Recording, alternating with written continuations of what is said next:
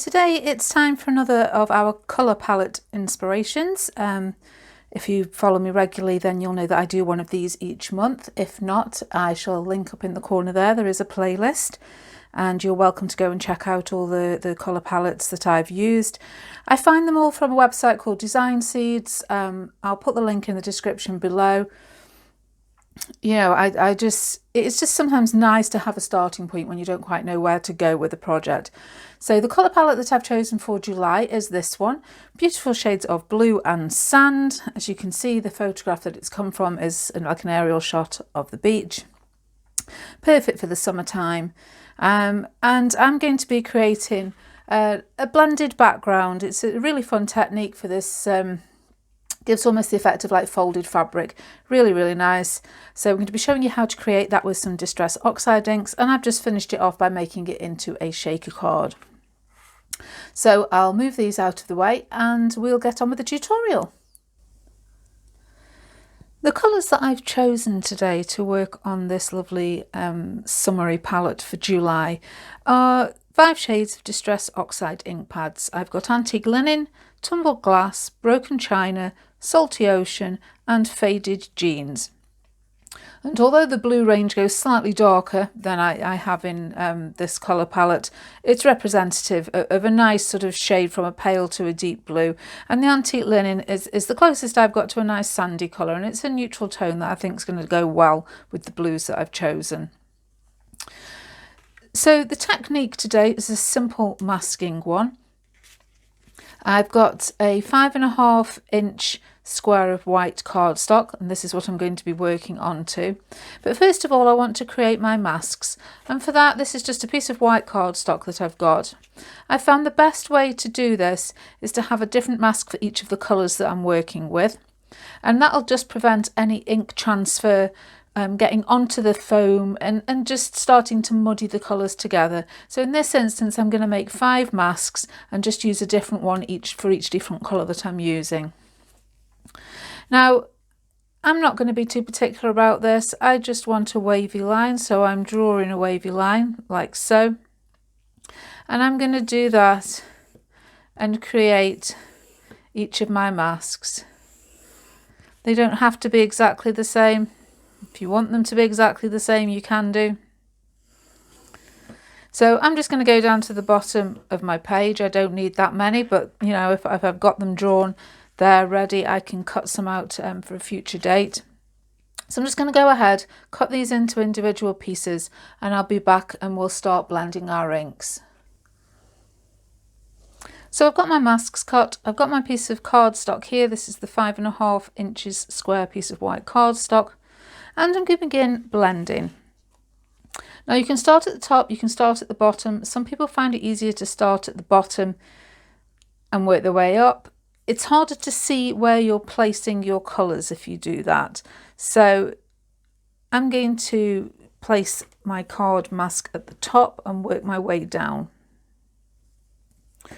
And just taking my first colour with the majority of the foam blending tool over my mask, I'm going to blend some ink onto the card, fading it out as we move away from the edge of the mask.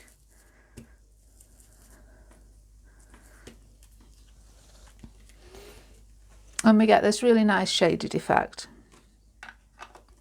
I'm going to move on to my second colour.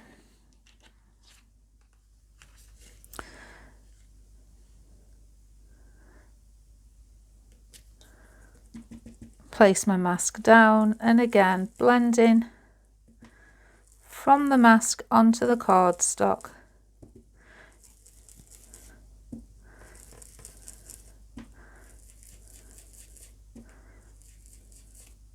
Little circular movements.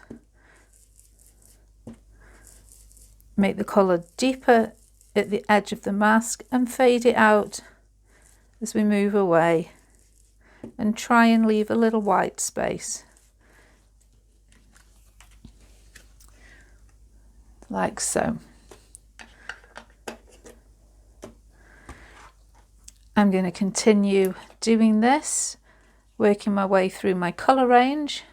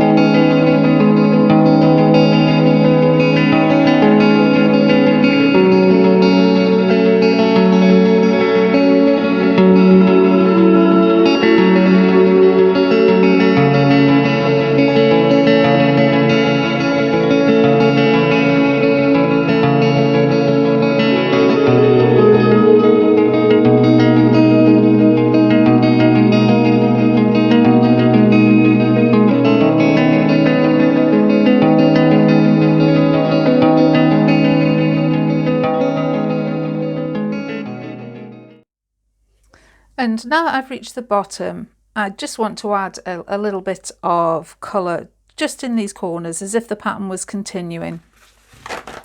So just because my fingers are really covered in ink at the moment, just a piece of paper there to protect the surface. Just going to blend a little bit of the next colour, as if that wave pattern were continuing.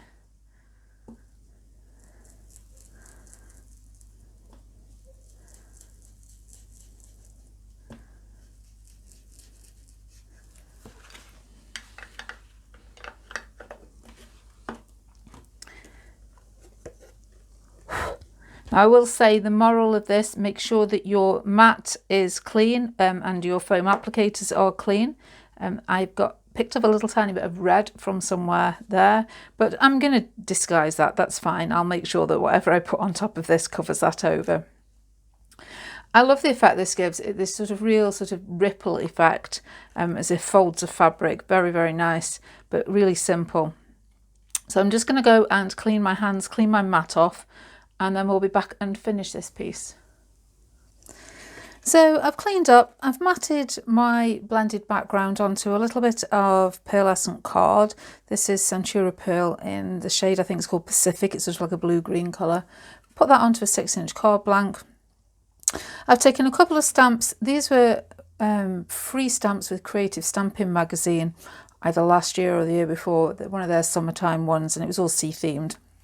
And I thought, this reminds me of the sea, and indeed, the picture that the colour palette came from is the ocean.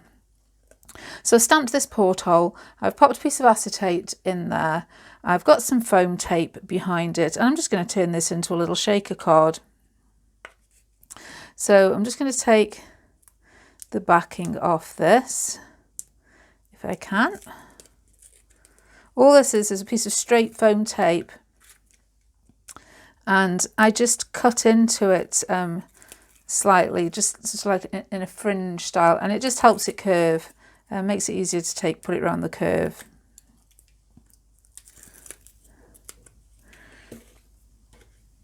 I've got some sequins here. These were just from the Works, I'm sorry, the Range here in the UK.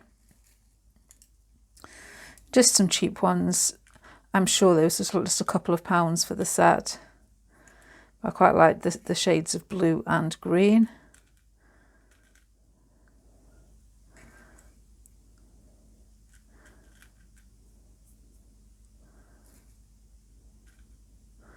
And I'm just going to pile in a few that I want to use.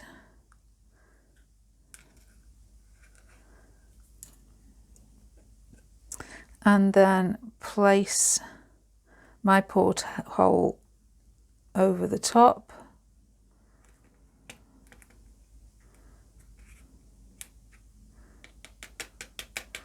Spread those out a little bit. I've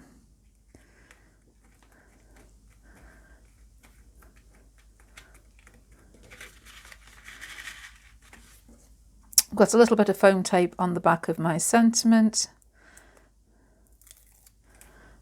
Just inked around the edge with the faded jeans colour. And going to pop that there, and we'll call this one done. So I can move my crafting mat out of the way.